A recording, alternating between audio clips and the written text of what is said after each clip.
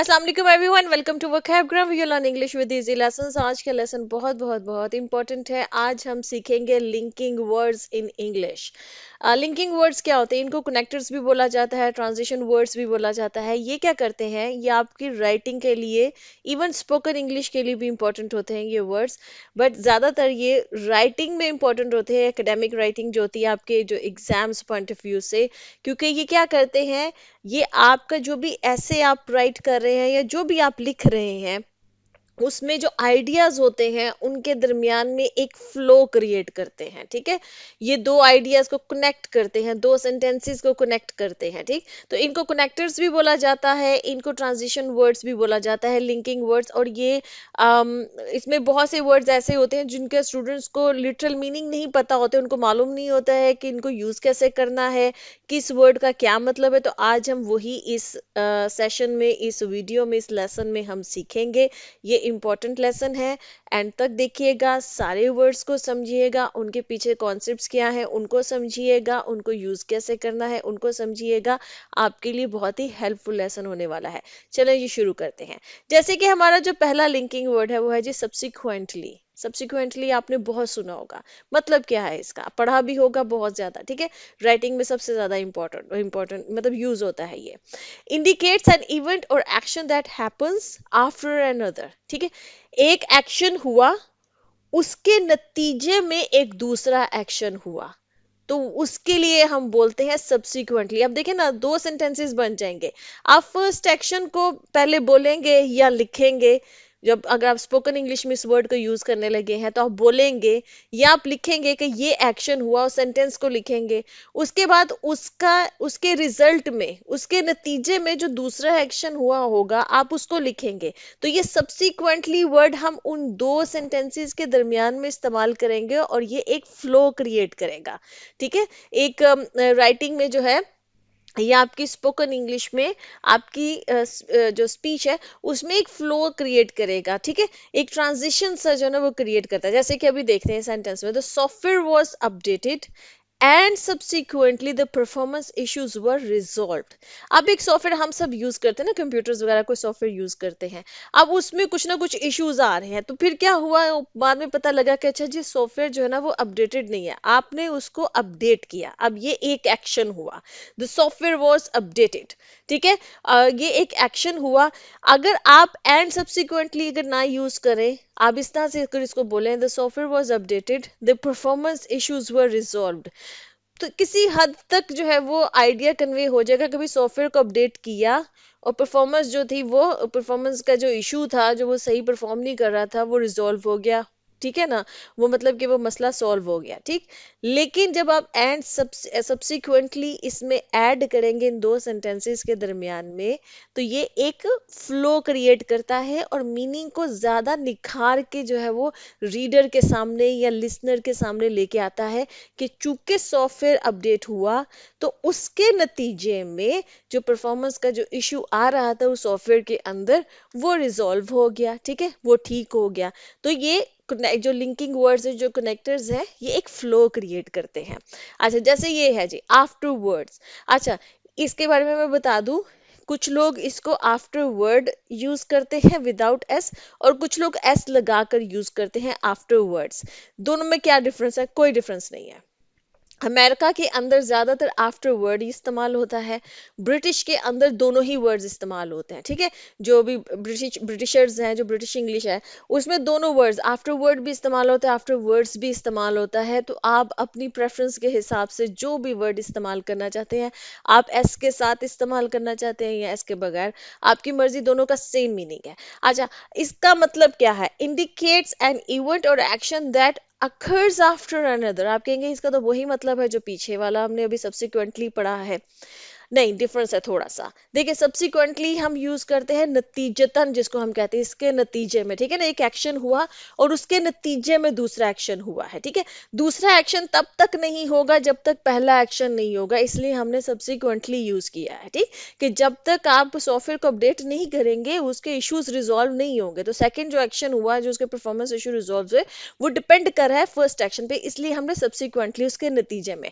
Afterwards तब use किया जाता है जब पहला एक एक्शन हुआ और उसके बाद दूसरा एक्शन हुआ, ये होता है उसके बाद के, आफ्टरवर्ड हम यूज करते हैं उसके बाद। जो सेकंड एक्शन है ना वो पहले एक्शन के नतीजे में नहीं हो रहा है, वो एक सीक्वेंस में बस हो रहा है, ठीक है, वो उसके ऊपर पहले एक्शन के ऊपर डिपेंडेंट नहीं है। जैसे कि अभी आप इसको देखें, we watched a movie in the theatre, हमने थिएटर में मूवी देखी, एंड आफ्टरवर्ड या afterwards we went for dinner, और उसके बाद हम डिनर के लिए चले गए, ठीक है, किसी रेस्टोरेंट में डिनर के लिए चले गए। अब ये जो सेकंड वाला एक्शन है, डिनर खाने खाने वाला जो एक्शन है, डिनर के लिए जाने वाला जो एक्शन है, वो पहले एक्शन के ऊपर डिपेंडेंट नहीं है, उसके नतीजे में नहीं हुआ है। वो ऐसा हुआ है कि एक सीक्वेंस में दो इवेंट हुए हैं, कि पहले मूवी देखने वाला एक्शन हुआ, उसके बाद खाना खाने वाला एक्शन हुआ, लेकिन ये एक दूसरे के ऊपर डिपेंडेंट नहीं है, इसलिए हमने यहाँ पे सब्सिक्वेंटली यूज नहीं किया, आफ्टरवर्ड यूज किया है, ठीक है, मतलब कि उसके बाद के मीनिंग में, ठीक। आई होप के समझ में आ गया है। अब एक है इवेंचुअली। अब इवेंचुअली क्या जो है, इसका मतलब भी वही है जो सब्सिक्वेंटली का मतलब है ना, दोनों का ऑलमोस्ट मिलता जुलता मतलब है कि आखिरकार। सब्सिक्वेंटली का जो उर्दू में मीनिंग दूं तो वो होता है नतीजतन, इसके नतीजे में, ठीक है। इवेंचुअली का मतलब होता है आखिरकार, मतलब कुछ एक्शंस हुए और बहुत कुछ एक लॉन्ग पीरियड ऑफ टाइम तक कुछ एक्शंस होते रहे और उस एक्शंस वो आखिरकार एक रिजल्ट पर जाकर खत्म हुए, तो वहां पर हम इवेंचुअली यूज करते हैं, सब्सिक्वेंटली यूज नहीं करते। सब्सिक्वेंटली हम तब यूज करते हैं जो पहला एक्शन हुआ था उसके फौरन बाद उसका नतीजा आ गया, तो इसलिए हमने सब्सिक्वेंटली यूज किया। इवेंचुअली तब यूज किया जाता है जबकि कुछ एक्शंस हो रहे हैं, ठीक है, वो एक्शंस और उन एक्शंस के कुछ अरसे के बाद उसका कोई नतीजा निकला है, जिसको हम कहते हैं ना आखिरकार ये हुआ, तो वहां पर हम इवेंचुअली यूज करते हैं। ये एक डिफरेंस है सब्सिक्वेंटली और इवेंचुअली का, ठीक है। आई होप के समझ में आ गया होगा। तो देखिए जैसे इसका ये है सेंटेंस, ये है, despite numerous setbacks they eventually completed the construction of the building.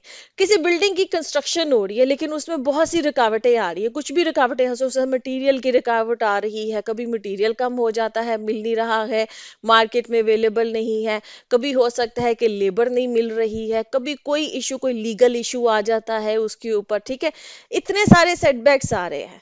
लेकिन वो उस बिल्डिंग के जो भी सेटबैक्स आ रहे हैं उसकी कंस्ट्रक्शन को वो किसी भी तरह से मैनेज करके उसको कंटिन्यू किए हुए हैं और आखिरकार इवेंचुअली वो बिल्डिंग की जो कंस्ट्रक्शन है वो कंप्लीट हुई, ठीक।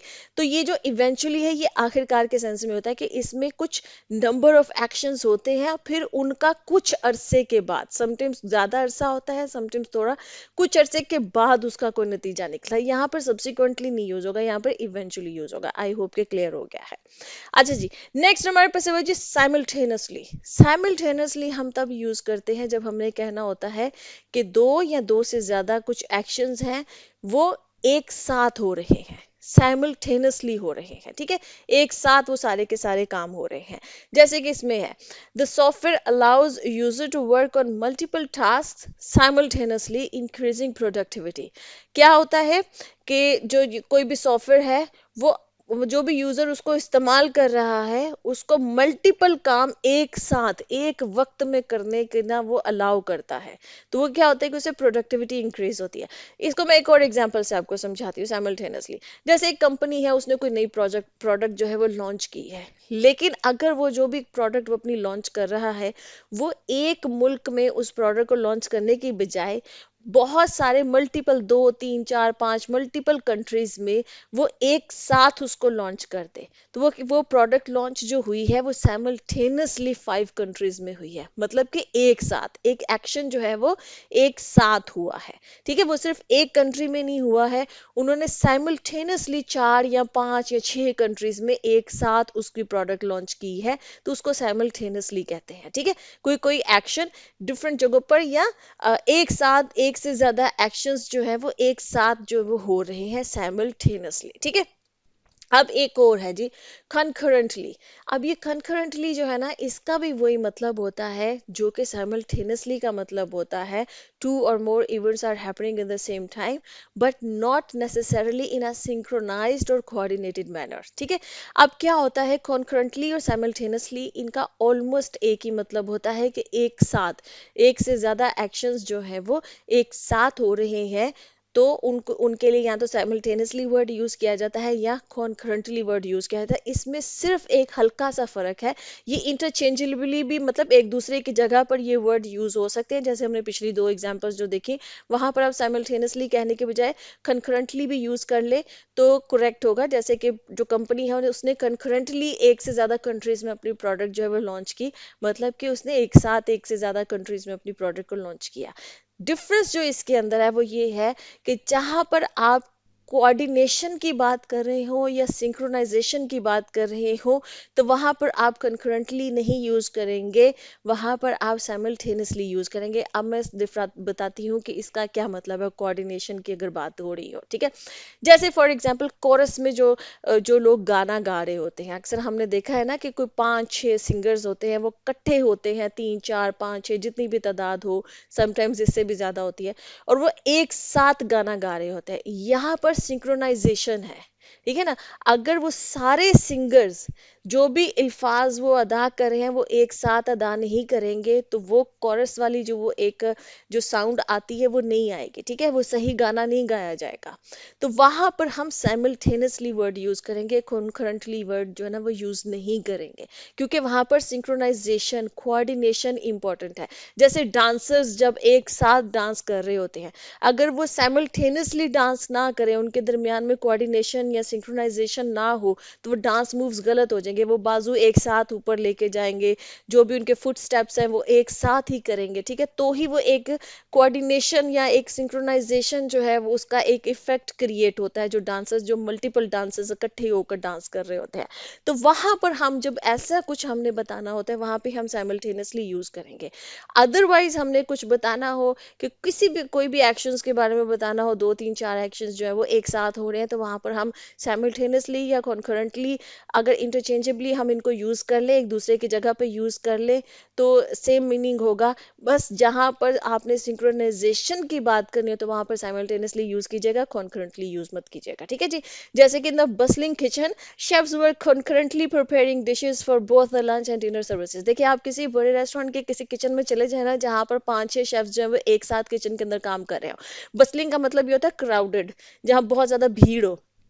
अब आप किसी बड़े रेस्टोरेंट या होटल के किचन में चले जाएं तो वहां पर आपको नजर आएगा कि वो बसलिंग किचन होता है, क्योंकि सारी बात उसमें बहुत सारे शेफ्स इकट्ठे जो है वो खाना बनाने में लगे हुए होते हैं। तो वो क्या कर रहे होते हैं, वो कॉन्करेंटली काम कर रहे होते हैं, मतलब एक साथ काम कर रहे होते हैं। कोई कटिंग कर रहा है, कोई जो है वो कुकिंग कर रहा है, कोई कुछ कर रहा है, कोई कुछ बना रहा है, कोई सूप बना रहा है, कोई राइस बना रहा है, कोई करी बना रहा है, कुछ भी बना रहे हैं, ठीक है। तो सारे जो किचन के अंदर जितने भी शेफ्स हैं वो सारे के सारे साइमल्टेनियसली काम कर रहे होते हैं या कॉन्करेंटली काम कर रहे होते हैं, ठीक है जी। ओके जी। नेक्स्ट हमारे पास हुआ है जी मीन वाइल। अच्छा यहाँ पर मैं आपको समझा दूं, mean while, mean time, in the mean while या इन द मीन टाइम, ये जो चारों जो आपको आप इनको वर्ड्स कह लेंगे या फ्रेजेस कह लें, इन सब का सेम मतलब होता है। आप इसमें कंफ्यूज मत होइएगा क्या यहाँ पर आप मैं मीन वाइल मैंने जस्ट लिखा है, नीचे मुझसे पूछने लगे कि फिर मीन वाइल और in the mean mean while का क्या मतलब, मीन वाइल और इन द मीन वाइल या मीन टाइम या इन द मीन टाइम, इनमें क्या डिफरेंस है? कोई डिफरेंस नहीं है, एक ही मतलब है। आपकी प्रेफरेंस है, पर्सनल प्रेफरेंस है कि आप इनमें से कौन सा वर्ड इस्तेमाल करना चाहते हैं। आप मीन वाइल इस्तेमाल करना चाहते हैं या मीन टाइम इस्तेमाल करना चाहते हैं, इन द मीन वाइल इस्तेमाल करना चाहते हैं या इन द मीन टाइम इस्तेमाल करना चाहते हैं। क्या मतलब है कि एक एक्शन हो रहा है, अब वो एक्शन जारी है, और उस एक्शन जब तक वो एक एक्शन जो हो रहा है उसके दौरान आप कोई और काम भी कर लें, तो उसको मीन वाइल कहा जाता है। जैसे कि मदर्स की एग्जांपल देती हूँ जिनके छोटे छोटे बेबीज होते हैं।